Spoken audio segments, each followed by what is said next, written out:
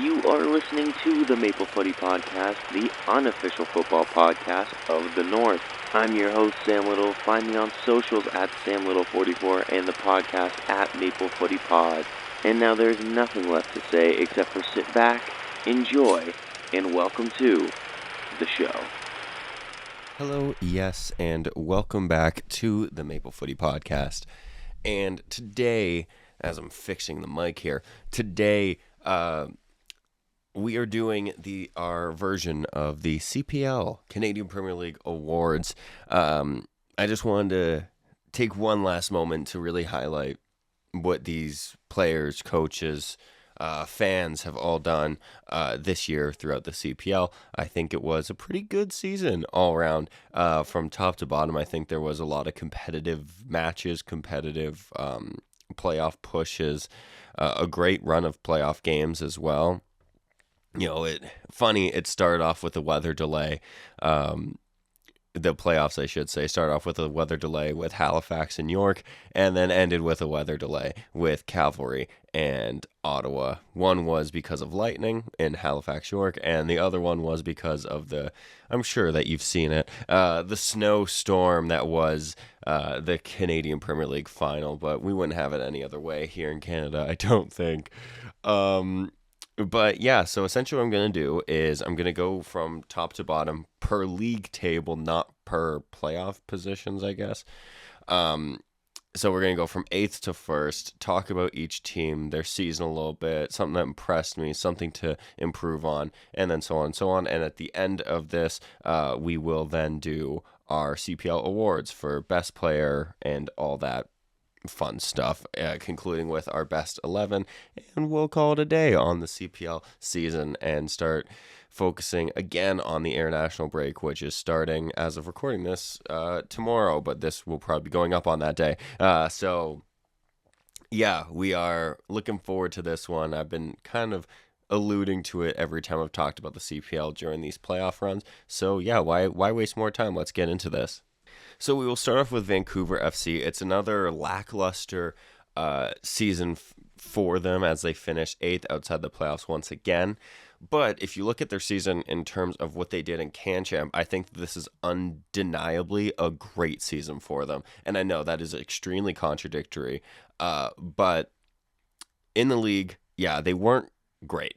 Let's be honest. But they also... I found they were kind of just on the wrong end of results a lot of the time. Like, I mean, I'm thinking of that Cavalry 5-4 thriller that we saw. There was just times where it felt like they really pushed teams to the limit, and then they themselves just couldn't get over the line. But once Martin Nash came in, I actually thought that they improved a lot in the league, and you kind of saw their CanChamp form kind of help them out in the league a little bit too. I think they grew a bit in confidence. They started enjoying what they were doing a little bit more, and then I think they ended the season pretty strong. So going into next season, I would definitely say keep a hold of Nash for sure, if that's a possibility, because he did great with them, I think. But what I always love about Vancouver FC is they really prioritize youth. And I think that's one of the great things about the CPL is it's a great place for young Canadians to apply their trade, or even young internationals as well. Let's be honest, there's some great young internationals that aren't per se Canadian. But in terms of Vancouver FC, I really just find that they really find a way to nurture their young talent. I mean, Fought Singh had a great season, I thought. Had a great Tierno Bai had a great season. Callum Irving, I know he's not. He's one of the older guys in the squad, 31, 32. I thought he had a phenomenal season. Mateo Campagna had a great season.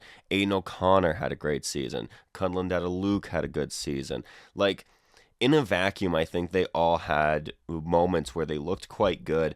It was just a matter of not really piecing it together until that great run in CanChamp. And let's talk a little bit about that CanChamp run, because that is truly what I think saves their season, and in my opinion makes them the best team that missed out on the playoffs, even though they are last in the league. They will be playing CONCACAF Champions Cup next year, which I think is huge for that club. I think it's going to be great to see their young players get a place to shine on on one of CONCACAF's biggest club stages. So I think that's going to be really cool as well. But yeah, that Can Champ run was just phenomenal. It was one of those runs where you couldn't help but take notice. I mean, they beat their city rivals in Pacific in the first round. Then they beat out Cavalry, who, as we know, went on to the Canadian Premier League final. Then they beat Atletico Ottawa, who just won the Canadian Premier League final. And then, of course, they do end up getting bested by the Vancouver Whitecaps in the final. But just what a run it was. And just something that really, I think, shows that the CPL is it's kind of getting more serious, and not to say it was never serious, but you're seeing teams now go blow for blow with top level teams in these competitions. I mean, something that we've seen Cavalry do in the past, something we've seen Forge do in the past, something we've seen Atletico Ottawa do in the past, but now you're getting the quote unquote, I don't want to say weaker teams because I feel like that really feels disrespectful, but the not inherently like top 3 team of like a Forge, Cavalry, and Ottawa. You're seeing one of the teams that missed out on playoffs completely go blow for blow, go all the way to the Can Champ final, and I think that's absolutely massive for this league, and that's absolutely massive for Vancouver. So for Vancouver, this is probably the best you will probably ever talk about a last place finish team. But yeah, I think if you look at their last half of the season plus Can Champ, I think that this is actually a pretty good season for them. And I think if they can build on this, we may actually see them maybe pushing for a playoff spot next season, which I think is the goal for them. And I think it's going to be really interesting to see how they kick on. My player of the season for Vancouver FC has to be Tierno Bai. Looked unreal at times. If they can keep a hold of him for even just one more season, I think he can really help them get a playoff spot. I would really hope that Vancouver FC, although they don't usually, just don't get in the way of, say, if a team comes in for him, don't get in the way of that. Let him go, because I think that if, say, an MLS, say the Whitecaps, just for instance, come in for him, I think you got to let him go. Some honorable mentions, I think Callum Irving, if he was on any other team in this league, people would be undoubtedly saying he is the best goalkeeper in this league because I thought he was great for them. The problem is he did end up conceding a lot of goals just off the amount of shots he faced, but he made some phenomenal saves, really, really crucial to them in that Can Champ run as well. I do think, in my humble opinion, I think he was the best goalkeeper in the league this season. I know that's ridiculous because, he finished last. But I think if you look at him and you watched him, he just was that good. Another honorable mention is Fat Singh. I thought Fat Singh, this was a breakout year for him. I'm really excited to see what he can do. Moving up in the table to 7th, Pacific FC. They made a lot of headlines with some of the issues financially that they've had off the pitch. We will stick to on the pitch football because on the pitch football, for me personally, they were the worst team in the league this season. And I mean that in the most respectful way possible. They started out this season, I thought, quite well. The results just didn't swing their way at times, but you saw the potential there. You saw that this team could maybe push for playoffs, as Pacific has every single season, apart from this season, qualified for playoffs. Not the case this time around. So that is undoubtedly a big blemish on the record for this season. The Can Champ, they were out in the first round to the previously just talked about Vancouver FC. So there was really no hope for this season for Pacific, and it really makes me kind of struggle to really talk about them, especially because their season felt done by like end of May or whenever the Ronan Krat injury took place. Because I thought once they got the double blow of Ronan Krat and Juan Quintana, going down with ACL injuries right at the same time, right in the middle of May. And right then, that was basically their season over. Ronan Krat, I thought, was on course to be one of the standout players of the Canadian Premier League this season. He was looking so good, so much fun to watch. And then he went down. Quintana went down. Sorry, I don't know why keep on saying Quintana.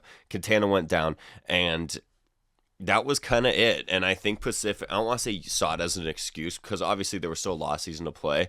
But I think Pacific kind of were just like, I don't really know what to do now.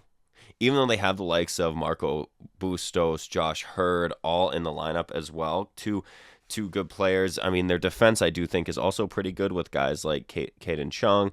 But Quintana going down in the defense didn't look great. And then Aiden Daniels, Sean Young in the midfield, also two good players. But yeah, it was a very tough one for Pacific this season. I am concerned for them going forward, especially with a lot of the financial woes.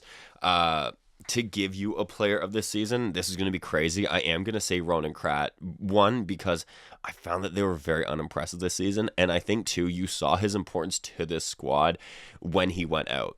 Once he went out, it felt like their season was done. They didn't have that great attacking threat anymore, that excitement that they did. Guys like Josh Hurd and Marco Bustos really struggled to get into games without the creative spark of a Ronan Kratt. And yeah, so I know it's kind of ridiculous to say, but one, I wasn't super duper impressed by a lot of their players. And I don't mean that in a disrespectful way. I do rate a lot of these players, as I just said. I just think that a lot of them really struggled this season. And it's definitely a season to forget for Pacific. I do hope that they can turn it around both off the pitch and on the pitch going into next season. What they can do next season, I think they got to make a couple of signings. Of course, this is a CPL, so I can't be like, they should make a few signings. Bring in Virgil van Dijk, Florian Wirtz, Cole Palmer, and Christopher Nkunku, and I think we're going to be good. Obviously, it's a bit harder to scout for the CPL as someone that doesn't super duper follow like other leagues of the same kind of stature of the CPL, so I can't really give you names to bring in. I would say bring in some more attacking recruits. I think that their attack really struggled this season, especially after Kratt went out. And sorry, still getting over a cold. And bring in some defensive recruitments as well, because as I said, once Juan Quintana went down, it didn't really feel like they had a guy in their defense. So yeah, I would say bring in some reinforcements really, and yeah, just try to do a little bit better going into next season. But we will move on from Pacific and into Valor. Another disappointing season for Valor, still remaining the only original CPL team to not make playoffs. I think that's a huge blemish on them. I kind of struggle to give you much of an analysis on Valor, kind of as I did for Pacific, just because it kind of felt like such a bland season for them. There wasn't, like, at least with Vancouver FC, they had that great run, and the other teams I'm going to be talking about had playoffs and a lot of pushing back and forth and whatnot. With Valor and Pacific, it kind of just felt like they were along for the ride. They were there. You know, they got a couple of results throughout the season. Like, Valor had a big result against Forge in this season. Valor always do remain to be a tricky team to kind of beat, but I always feel like once you get a goal against them, it kind of feels like, okay, like, we can probably see this out, you know. And I know that probably sounds really disrespectful, but I don't mean it one disrespectfully. I just feel like maybe there's a disconnect between Valor and the rest of the league at the moment, just because it's kind of like they are there. They have some great talented players, do not get me wrong, like Antonoglu, Zachary Fernandez, Rocco Romano, Miles Morgan. You know, they do have good players, and just because I didn't mention other guys doesn't mean I don't think that they're good players. Just want to preface that I find on the internet sometimes people can get misquoted, so I don't want it to be like, oh, he didn't mention X, Y, and Z players, they must not be good. No, they do have talented players. I just find that Valor just kind of were along for the ride this season.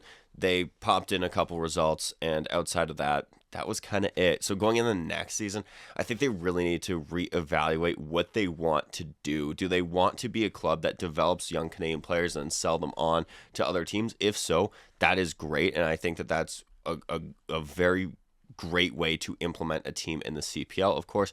But if you do want to be a playoff team, which it sounded like at the start team they did when Rocco Romano joined, he said, I'm looking forward to pushing for playoffs. I haven't really played playoff football just yet in the CPL. I want to do that.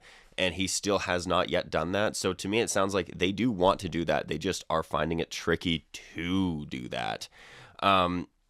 So yeah, I think they really need to really evaluate what they're going to do going into next season. In my humble opinion. If, like I said, if they want to be that team that sells on young Canadian talent, that's great and that's phenomenal, I think. but they want to be a team that's going to make playoff pushes. I think that then they maybe need to kind of reevaluate what they want to do in that sense. As for player of the season, I'm going to go Antonoglu. I thought he was a shining star in a blander Valor team. I just really like the way he plays up at the fullback position. He bombs up the pitch. I do think he's quite good in defensive areas as well. So I'm going with him. Honorable mention, Zachary Fernandez. It was a shame that his season got cut short with an injury because I do think he was another guy that was having quite the good season. And Miles Morgan. I thought Miles Morgan really came on strong, especially towards the end of the season. He's one of those younger Canadian players I think you do need to keep an eye on. But yeah, towards the end of the season, I really thought he built a head of steam as well. So really looking forward to see what a Miles Morgan, who is just 20 years old, can do going forward in this league and potentially further in his career. So yeah, that's what I have to say on Valor. We're going to move up into the playoff teams now. York United. I thought this was a really enjoyable season for York United. I think it's a shame that we didn't see them pip that third place spot to maybe get a bit of a home field advantage in the playoffs and a night off as well, not having to play the midweek playoff game, something that they've struggled with in the past and of course struggled with this season as well. But I will say I really enjoyed this season from York. From the get-go, I had said I really liked a lot of the signings that York had made in the offseason. Going back to like their Toronto-born roots, bringing in guys like Stefan Yates and Adidijah Reed. I really liked some of those recruitments that they made. And I think that it really helped them. I thought Stefan Yates had a really good season, looked really good in the midfield. I thought Adidijah Reed did a lot of the unselfish work of an attacker, really helping for guys like Hundle and Altabelli to really get involved a bit more, bolster their personal stats per se, and Adidijah Reed getting to be like that unselfish guy, the hold-up play kind of guy. Gonna carry the ball, and I really liked some of those recruitments. I thought Mauro Stachio had a phenomenal season, first time season as a head coach. I think in maybe another world we're talking about him as the manager of the year. I thought he had a great season with York, especially in comparison to guys like Cavalry, Ottawa, and Forge, who have maybe different resources and as in like a Stigma. Or what is Cavalry's called? Is that the Foot Soldiers? Oh man, they're basically Cavalry's version of Stigma, and then of course Ottawa. Ottawa kind of playing it a little bit differently, bringing some really great talented players as well, mixing youth and veteran-esque kind of guys. And then you had York kind of having Toronto-born players really developing here. Of course, they did have their fair share of a few internationals as well, like a Leon, who also really had a good season outside of getting suspended, which also, by the way, that suspension is crazy. I think that was a little bit much, but different video, maybe different conversation for a different time, maybe. But yeah, overall, I really liked York's season. I think going into next season, I would like to see them get a top 3 finish. I think it's about time we saw a different team a different team competing at the end of a season. I was really excited by York in this playoffs when they beat Halifax, when they went to Cavalry, when they went 2-0 down, but then brought it to 2-1 right before halftime. You're thinking, okay, maybe York's got something here. Let's see it. Sadly, it didn't go that way. But I just think for the league, it would be really cool to see a York or a Halifax or, a Valor, a Vancouver FC get a far playoff run, maybe get to the final, maybe, what have you. I would really like to see that. And it felt like York was the closest of any of those teams to get to do that. And I really, really enjoyed that. And I just really enjoyed this York team. As far as player for them, I think there's only one. It's Julian Altabelli, the man for the moment on basically every occasion they needed a man for a moment.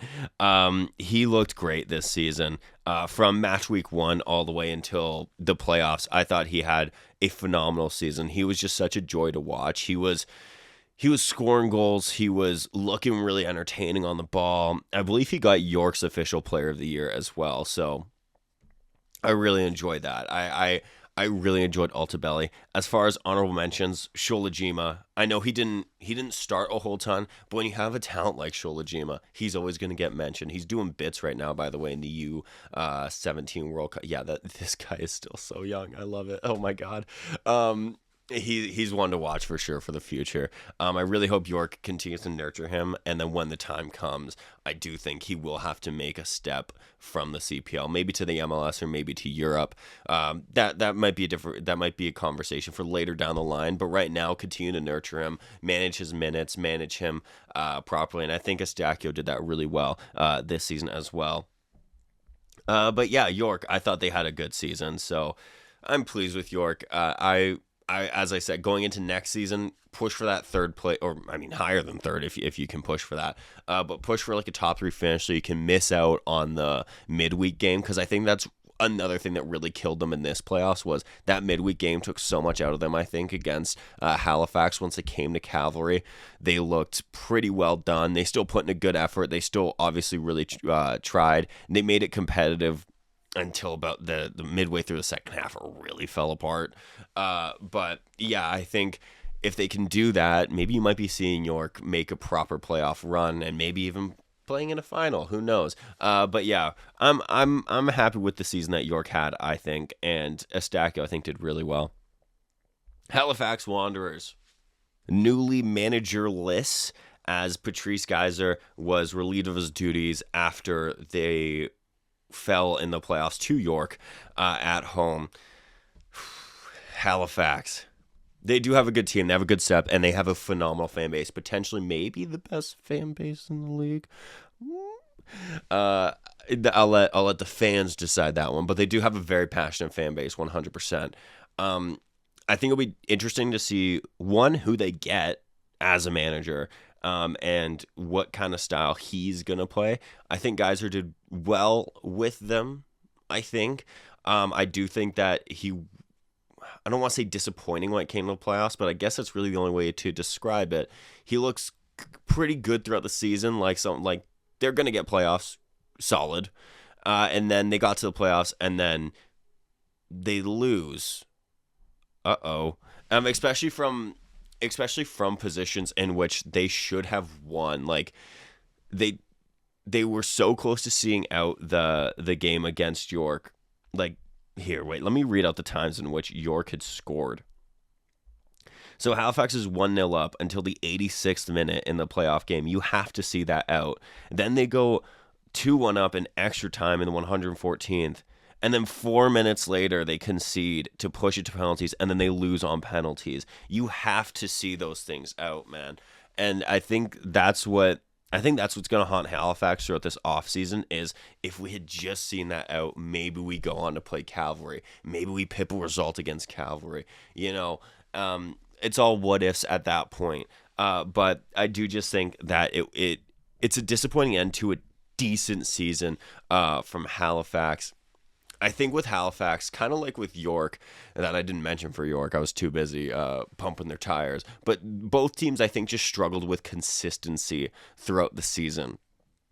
There would be some games where they played like they were the best team in the league, and then some games where they would play like they were the worst team in the league. And they just really, I think, struggled to find that good consistency to really build on results. And I think in the end, it did cost both of them with where they ended up in the playoff spots, having to play that midweek game against each other. And then, of course, York winning that and then going on to Cavalry and losing. And with Halifax, maybe it wouldn't have been any different. Maybe they would have played that game against York, won it, and then went on to Cavalry. My point being is they need to find that consistency throughout the season so that they're not sitting here going, oh, man, another midweek playoff game. How can we fare? How are we going to be able to push through? And all that jazz. I do like this Halifax team, though. I think they have some very, very good talent. Adam Perlman, he was, of course, a lone player from TFC. I'll be interested to see if Halifax maybe bring him in on permanent, maybe they bring him for another loan, or what TFC does with him going forward. Thomas Meyer-Giguère, I think, is one of the best defenders in the league. Sean Rea is one of the entertainers in the league. I love Sean Rea. I think he's great. This was a stop-start season for him, it felt like, but regardless, his quality shined through basically every time he was on the pitch. Ryan Telfer, Thiago Coimbra, Wesley Timoteo as well, all very good players. And once again, just because I didn't mention a player doesn't mean I don't rate them. Please don't think that. Those are just some of the players that I quite liked. As for player of the season, I am going to go Thiago Coimbra. He won the official young player of the season from the CPL, and I think that's definitely a valid shout for sure. I thought he had a very good season, was popping in goals. I'll be interested to see if he stays for next season. If he goes, what he's going to end up doing. I would also say just behind him is Meyer-Giguère. I think he is a phenomenal defender in this league. I think that he is a defender that could potentially take that Lucas McNaughton and Joel Waterman route and hop up to the MLS, and I think that he could do pretty well in the MLS. I think he is quite the good player. Another honorable mention is Sean Rea. I do know he had quite the stop-start season, but you just see his quality every time he's on the ball. He's just one of those players in this league where you go, oh my goodness, like he could do something here. I think it's a shame it didn't work for him at Montreal, just because I actually do think he is a player that has the quality to be able to make that step up to the MLS, to one of our Canadian MLS teams, or, maybe not even a Canadian MLS team like Portland or Minnesota or something like that. Notice I've listed two MLS teams with Canadian players on them. But regardless, I do think that he does have that quality to be able to maybe make that step up. For them going into next season, as I said, find that consistency so you don't have to play those playoff night, those midweek playoff games. And I think it also comes down to who they're going to bring in. Who do they bring in? Once again, I don't know. I don't really follow other leagues of the stature of the CPL. So once again, it's not going to be bring in Pep. Bring in Pep. Come on. And so it will be interesting to see who they bring in, the type of play style that they will implement, because I do think a lot of these players fit the play style that Geyser had implemented. But, of course, in the end, they went out in the playoffs, and I think the ownership said, you know what, we need to change. And now we're going to see what that change will be. Moving up to third place, Cavalry. They had a very, I think, funny season by their standards, because for a good part of this season, I remember the talk of what's happened to Cavalry. They're not as good as they were last season. And then mid-August hit, and it was like, boom. It was Cavalry from the end of last season, ramped everything up. They, make a great playoff push all the way to the final, of course, losing in the final. But still, regardless, it felt like a very strange season where it's like for the first half of the season, it was like, okay, what's going on with Cavalry? You still saw glimpses and great performances from them, and then you kind of saw un-Cavalry-like things of them just not being as switched on, not being as influential, not being as, for lack of a better term, good as they tend to usually be. And then on the flip side of that, you saw them then turn it on and just become very good. I think a lot of their midseason signings really helped. Bringing back Dan Klump, I think, was really good for them. And then Elva as well coming in, I think, added a different dimension. I will say a word on Dan Klump. I do find it just a little bit heartbreaking when these guys do great in the CPL, go to a different league, a different team, and then just don't get a shot. It happened with Dan Klump. It's happened with guys like Tristan Borges, even Lucas McNaughton to a certain extent with TFC during the start of his TFC career. Then he finally got a shot and took it, and is now an MLS defender, having played with Nashville and now DC. But it does hurt just a little bit to be like, I know these guys are good, and I know that they could do really well if given the chance. But, Dan Klump wasn't given the chance. I am glad that there was that avenue back to Cavalry, at least so that he could still play and show that he is a proper player. We know he's a proper player. But yeah, as I said, I always wonder why they don't get that shot elsewhere, because they're more than good enough. So just a quick word on that. But yeah, for Cavalry, I think it's just another case of a disappointing end to a season. Although if you told them, in May or June that they'd be in the final, you go, oh, really? Cavalry's going to be in the final? Okay. But then they got to the final, and then it's another disappointing end. Like, I alluded to it in my previous episode where I was talking about Cavalry Atletico Ottawa. I think there does need to be a bit of a conversation about how good Cavalry does in the playoffs until it comes to the moment. They won it last year, yes, 100%. And that was a well-deserved victory, a well-deserved crowning for them as well. It was long overdue, it felt, as well. But it comes to that moment, and we've now seen them 3 of their 4 finals not get the job done. First year, don't get the job done. 2023, don't get the job done. 2024, they do it. And then you think, okay, maybe that's the turning of a page, per se. Because then even in the Champions Cup, they're the first ever CPL team to beat a Liga MX side. And then the second leg happens and they lose. So it's kind of like those moments of where it's like, have they turned the page? Have they not? And of course, I'm probably boiling this down to its most simplest of terms, right? But you do have to look at these things, I think, and you do have to go, okay, why doesn't it click for you in that moment when it's put up or shut up? Why does it not click? Because we saw them in the playoffs. They did really well against York. They beat the league champs, regular league champs, Forge. Then they go to the final. They go 1-0 up in the final. And then, yes, there is a magical moment of the bicycle kick for David Rodriguez. But then it's still anyone's game. It's still 1-1, and then they don't get the job done again. And it's another season where they're the runner-up in the playoffs. And you kind of go, okay, what is it, a mentality thing? Is it a tactical thing? Is it, just these moments of magic happen always against Cavalry? The Forge 2023 night was quote-unquote, they were undone by magic. And then, in the 2025, they're undone by moments of magic. So is it moments of magic, or, what is it, And that's not me like hating on Cavalry. But it is just, I think it's just something that it's hard not to notice when you've been to 4 finals and have one trophy to show for it, especially when this season you had a pretty up and down season, and then really came on at the end of the season, looked really strong at the end of the season, make it to the final, and then in that final it's anyone's game, and it's another one where you just don't take it, But yeah, I would say a strange season for Cavalry. Really, the only thing I can offer for Cavalry for next season is keep a hold of a lot of the guys that you have, like an Intignia, Warshevsky, a Klomp, they're game changers, Camargo, and then get the job done in the final. Get to the final and get the job done. You've done it before. You've shown that you can knock off side, like you've shown that you could knock off a Liga MX side. You've showed you can do it in a final. You did it in 2024. So just once again, boiling this down to way simpler than it is, just do it, And once I know it's not that easy of like, oh, just do it. Okay, cool, we'll do it. But yeah, you've shown that you can do it, so you got to do it again. In my opinion, in my humblest of opinions, you got to do it again. And yeah, keep a hold of some of those guys.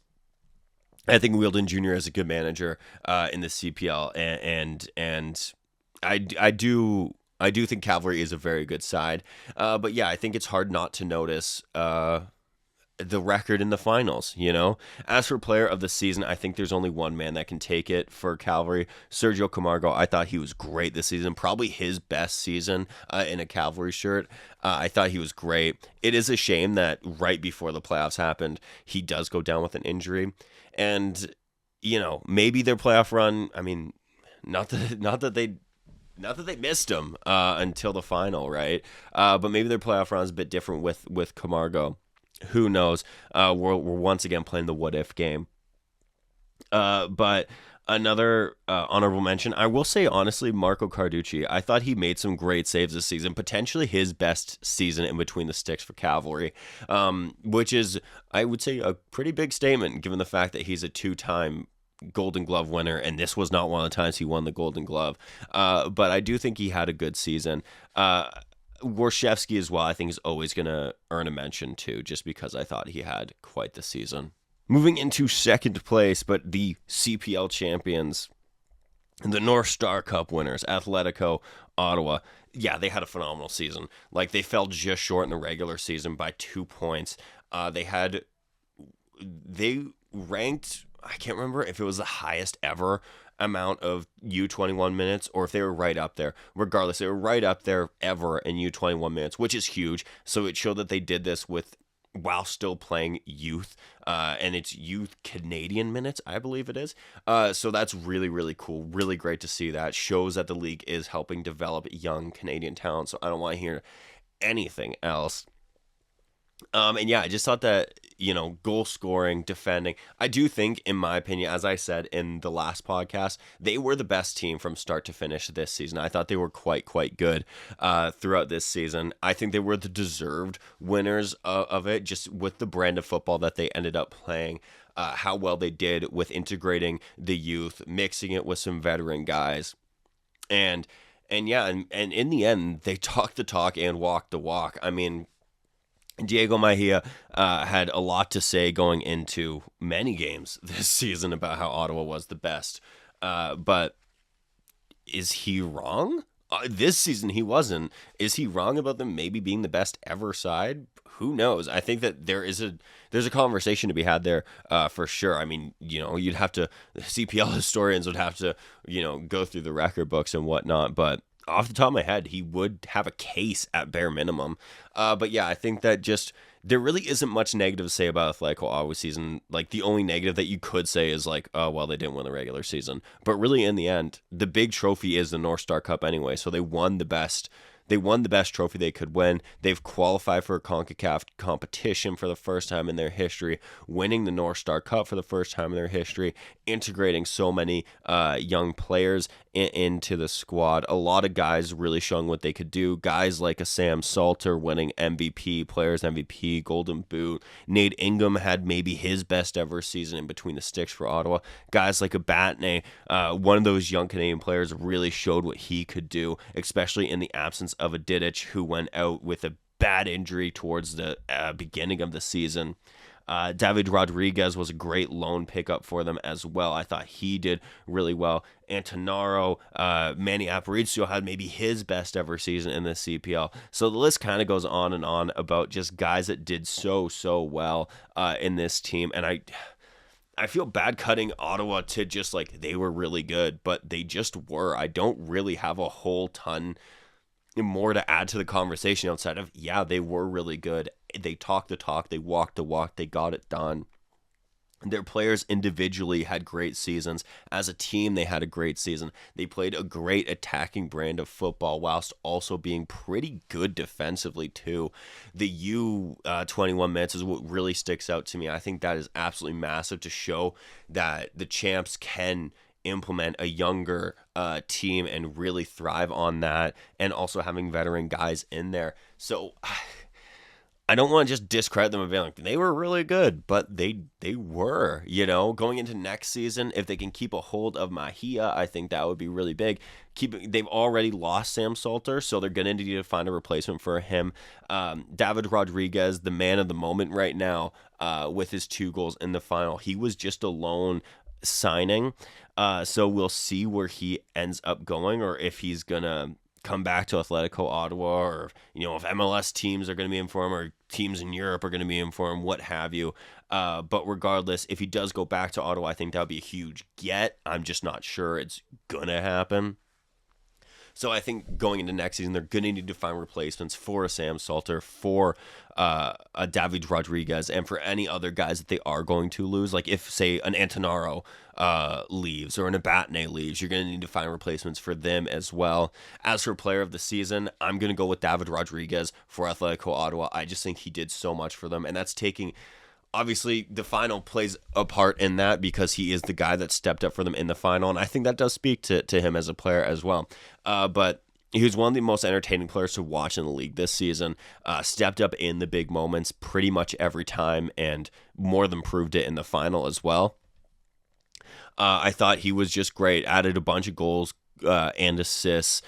Probably could have been named the league MVP. He did, in fact, get the finals MVP, so that's absolutely massive for him. Honorable mentions, of course, Sam Salter. I thought he had a good season, scoring so many goals. He's off to Sweden, so hoping nothing but the best for him because we want to see more Canadian guys succeed wherever they go. Noah Abatne as well, another honorable mention because I thought he had a great season. And finally, Manny Aparicio. I thought he had maybe his best ever CPL season. But now we're going to the top of the table with Forge FC for the first time ever missing out on the playoffs. A disappointing end to, I think, a season that flattered Forge. I watched every Forge game this year, being a season ticket holder, and then just watching their away games, because that's what you do as a fan. So I thought the undefeated run kind of flattered them a bit. I thought they kind of just scraped out results at times, which I guess as a champion, if you want to be the champion, that's what happens. Sometimes you got to scrape out results, but I found they did it pretty much weekly, where it's like, oh, they were kind of lucky to get points in that one. I thought rotation was very strange from Bobby Simeone-Ornis. I also think he may have been figured out as a manager a little bit, especially towards the end of the season by guys like Tommy Wheeldon Jr. and Diego Mejia. I thought that they didn't play a great brand of football to get the best out of their best players. Guys like Brian Wright felt very uninvolved throughout most of the season, which was a far cry from how he played at York. Tristan Borges, I thought, had a pretty down year until about August. He picked it up a lot. Kyle Becker kind of tailed off towards the end of the season, but I still think was one of their best players, if not their best player. And their defense, I will say, was good. Dan Nemec and Antonio Janssen were very good. They were the best center back pairing in the league, in my opinion, this season. Super consistent. I think that clean sheet record speaks more to them than it does the guy in between the sticks, and that's no disrespect to Kalelat. I just think that Nemec and AJ, Antonio Janssen, did so well that, yeah, they really contribute to that record. I thought their fullbacks left a little bit to be desired this year. I know it's probably a bit crazy given that Rama was just nominated for Defender of the Year. I don't think he was awful. I just was left pretty unimpressed by both him and Jevramovic. I thought that they, at times, looked a bit suspect defensively and found that their center backs covered for them a lot. And then going forward, I just found that they weren't utilized, really. When they were, they looked good, but they weren't really ever utilized, which goes back to the way that they played, the system that they played, the tactics that were implemented. Me personally, I just wasn't a fan, and I know that's kind of crazy given the fact that they won the league in a record fashion.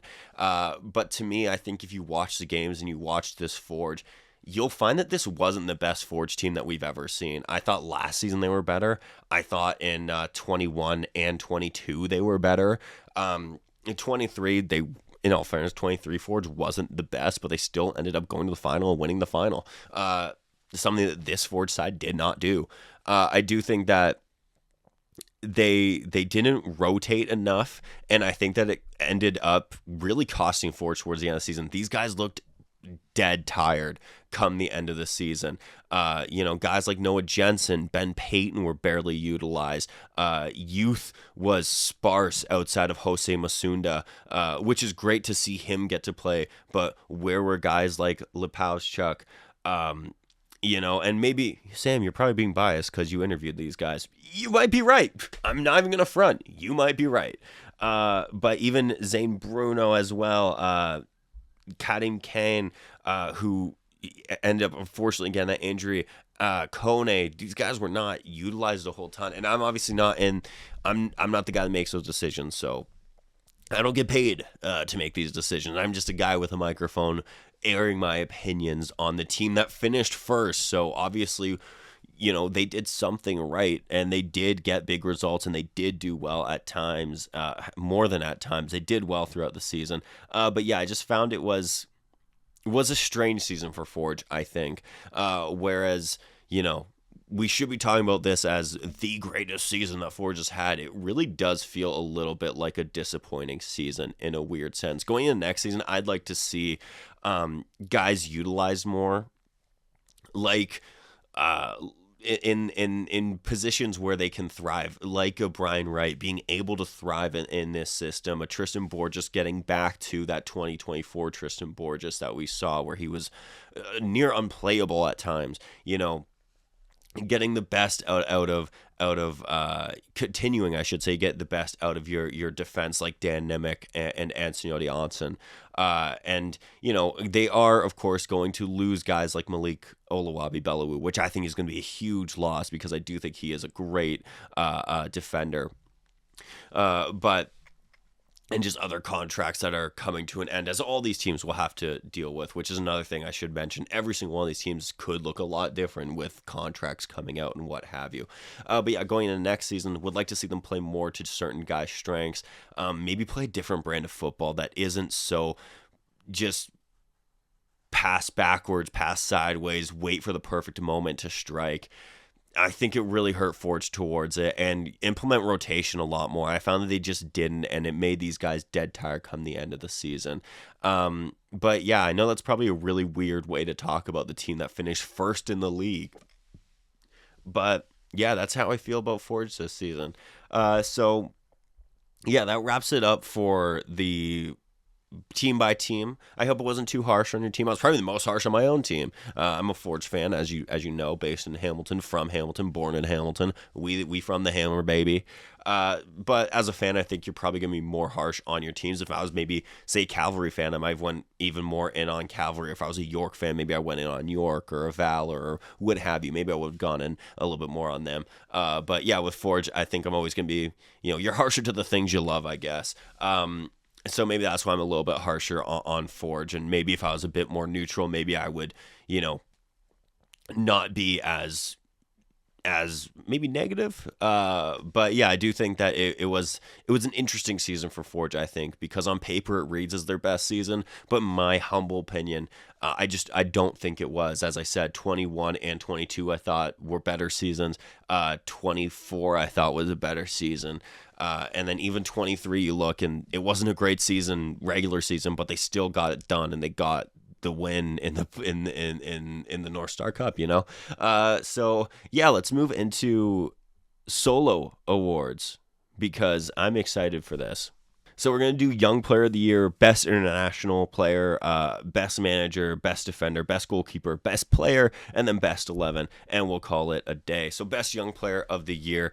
I've been really going back and forth on this one between two guys because I thought there was two young players that were really just a cut above the rest this season. I have decided on Noah Abatne, though, for my young player, just because my other player, I will say, was Coimbra. For a large majority of this season, towards the end when you could really see who the players were going to be in this awards, I was thinking Coimbra, but then I saw Batney in this playoff run for Ottawa, how immense he was against Forge, how immense he was against Cavalry. I think that kind of swayed it just a little bit for me, whereas Coimbra had a phenomenal season, don't get me wrong, and I'm totally okay with him if you think that should have been Coimbra, 100%. I don't disagree, and I wouldn't argue it too hard, but I just think of Batney for how crucial he was to Ottawa, and then the success that Ottawa ended up having. I just have to give it to Abatne. I thought he was great. He looks like a proper defender that could be really nurtured in this league and potentially make a step up somewhere else. So yeah, I'm going Noah Abatne. He looks great on the ball, looks great 1v1. His positional awareness is also very good, especially for a player that is quite young. So I'm really excited to see how he develops. Best international player. I think there is only one guy that we can give this one to. It is David Rodriguez. Yeah, he came into Ottawa, looked great all season, and then capped it off with the perfect night in the In the final, I thought he looked phenomenal, and I mean his clip has gone viral. It's been last one soccer post about it. It's been viewed 783 million times across social media platforms. So he's done something right for this league. Hopefully, the league and other media outlets can really capitalize on it. Now, by media outlets, I mean like One Soccer can really capitalize on that, really push the CPL and even TSN or what have you. And they could really push on this. But yeah, best international, I'm going to go David Rodriguez. I thought he had a phenomenal season. He was really, really, really good. Best defender. I think there's only one man for this award. He was super consistent throughout the entire season.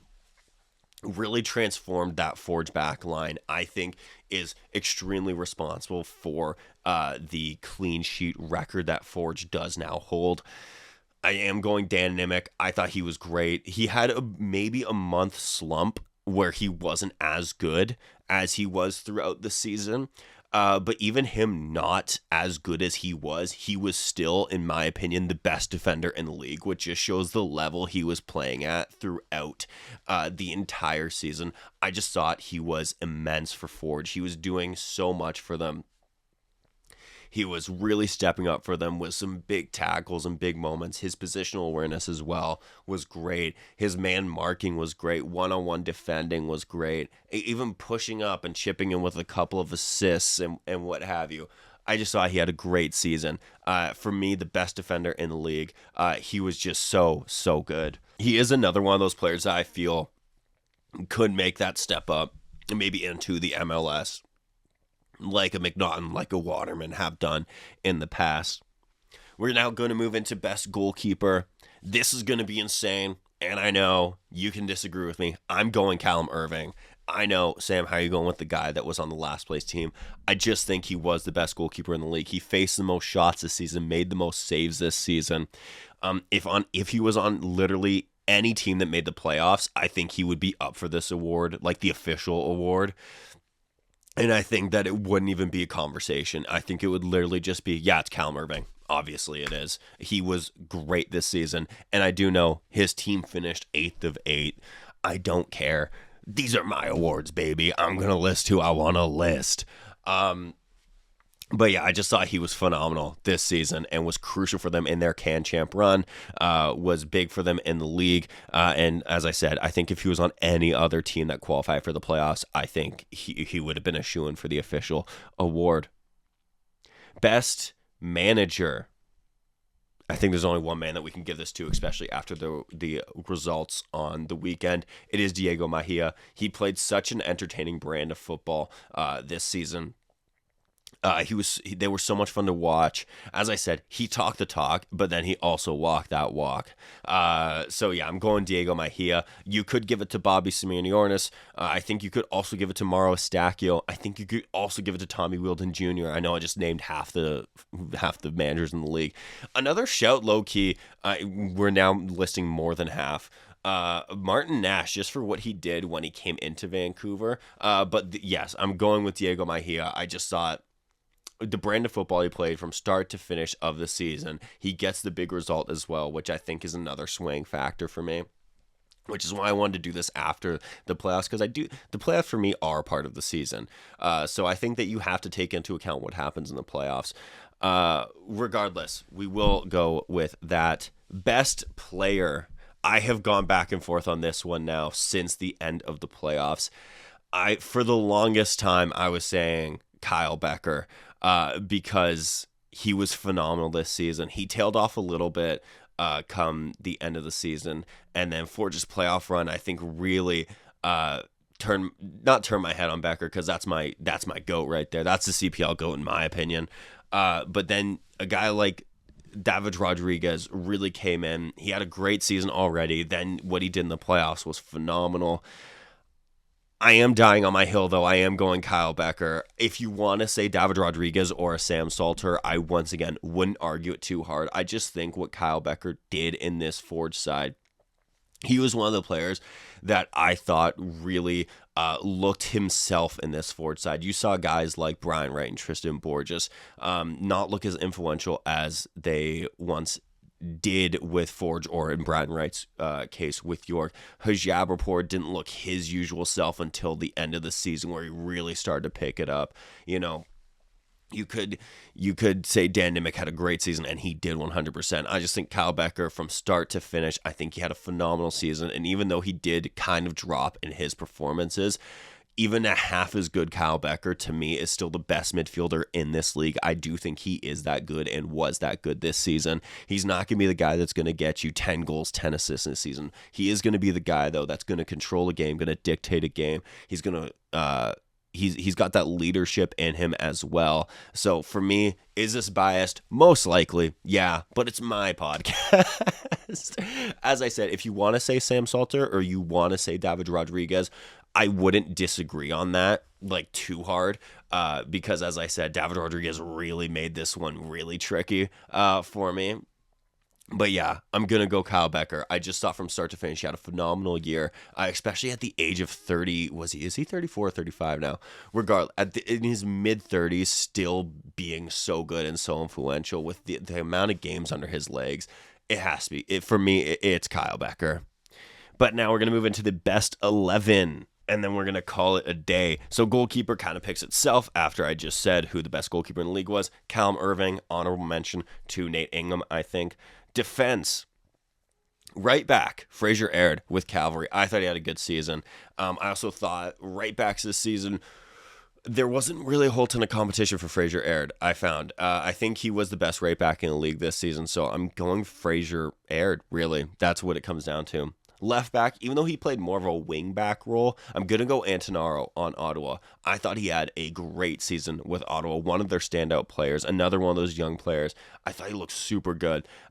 He looked good defensively, looked great going forward. So yeah, even though he was more of a wing back per se, because Ottawa played a 5 at the back, I'm still going to go Antonaro as our left back. The center back pairing is a Forge pairing. It's Antonio Janssen and Dan Nimick. Both of them had great seasons for Forge. As I said with Nimick, he was, for me, the best defender in the league. And then right behind him, I think, was Alex Antonio Janssen. I thought he was great this season as well. Some honorable mentions for Abatne and Thomas Mergiger. I thought they were also great this season. But for me, these two really covered a lot of the cracks for Forge throughout this season. And they looked great. My midfield, my MVP, Kyle Becker, in there. Cavalry's Sergio Camargo, and Ottawa's Manny Aparicio. All three of them had standout years, and that would be an insane midfield to watch, by the way. Could you imagine that?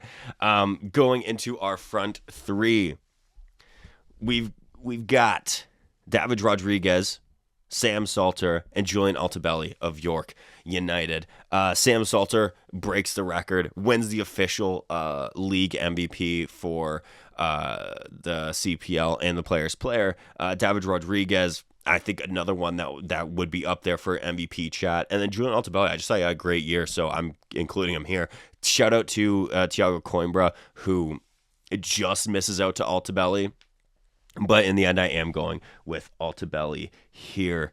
But yeah, so that's my 11. So Callum Irving of Vancouver FC, Fraser Aird of Cavalry, Antonio Janssen and Dan Nimick, both of Forge, Antonaro of Ottawa, Manny Aparicio of Ottawa, Sergio Camargo of Cavalry, Kyle Becker of Forge, Julian Altobelli of York, Sam Salter of Ottawa, and David Rodriguez of Ottawa as well. That is my best 11 for this season. I know people are going to go, how is Callum Irving? Yeah, I'm still putting him in. I thought he was great this season. I would say, if not him, I would probably put in Ingham or Carducci. Those would be my other two choices for goalkeeper. But yeah, that is my 11. That wraps up this CPL season. I hope you enjoyed the coverage that I did of it this season. Hope you enjoyed the playoff coverage. Hope you enjoyed this episode. I had a lot of fun getting to do it. I had a lot of fun getting to interview a lot of the guys. So hopefully there's more to come with that stuff. Coming up shortly will be our coverage of the Canadian Men's International break. So really looking forward to that. So stick around. Look at all that. Look at all the channels for when those episodes drop. And yeah, if you've listened this far, I do thank you so much. And until next time, cheers, everyone. And that was your Maple Footy podcast. Thank you so much for listening. Check my socials for any and all future updates. Remember to support Canadian football, be kind, and until next time, live, laugh, little.